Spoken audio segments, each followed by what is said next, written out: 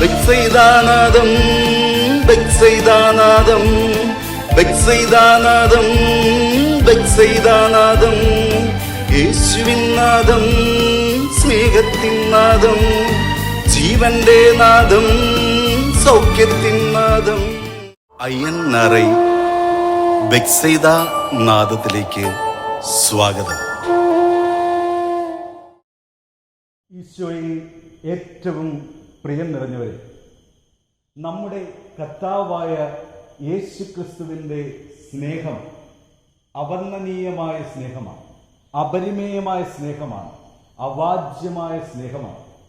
ലൂക്കായുടെ സുവിശേഷം 22-ാം അധ്യായം അതിൻ്റെ 19-ാം വാക്യത്തിൽ നാം ഇപ്രകാരം വായിക്കുന്നു: അന്ത്യത്താഴ വേളയിൽ, ഹൃദയം നുറുങ്ങിയ അത്താഴ വേളയിൽ യേശു അപ്പമെടുത്ത് കൃതജ്ഞതാ സ്തോത്രം ചൊല്ലി വാഴ്ത്തി മുറിച്ച് തൻ്റെ ശിഷ്യന്മാർക്ക് കൊടുത്തുകൊണ്ട് അരുൾ ചെയ്തു, ഇത് വാങ്ങി ഭക്ഷിക്കും, ഇത് നിങ്ങൾ എൻ്റെ ഓർമ്മയ്ക്കായി ചെയ്യും.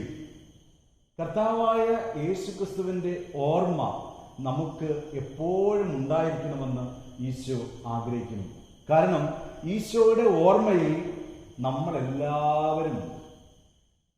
നമ്മുടെ ഓർമ്മയിൽ കഴിഞ്ഞ ഇന്നലകളായിരിക്കരുത്, വരാൻ പോകുന്ന നാളുകളായിരിക്കരുത്, നമ്മുടെ കടഭാരങ്ങളായിരിക്കരുത്, നമ്മുടെ രോഗത്തിൻ്റെ വേദനകളായിരിക്കരുത്, നമ്മുടെ അസ്വസ്ഥകളായിരിക്കരുത്, നമ്മുടെ പ്രയാസങ്ങളായിരിക്കരുത്, നമ്മുടെ മക്കളെക്കുറിച്ചുള്ള ആകുലതകളായിരിക്കരുത്.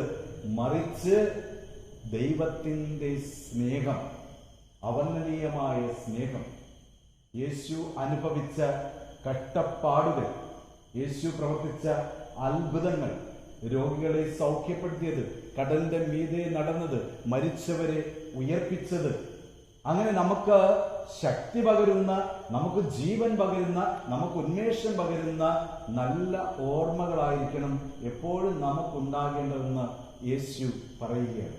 ആകയാൽ പ്രിയമുള്ള ദൈവമക്കളെ, നമുക്ക് നമ്മുടെ ചിന്തയിലും നമ്മുടെ ബുദ്ധിയിലും നമ്മുടെ മനസ്സിലും എല്ലാം യേശുവെന്ന ഒരൊറ്റ ചിന്ത മാത്രം ഉണ്ടാകട്ടെ.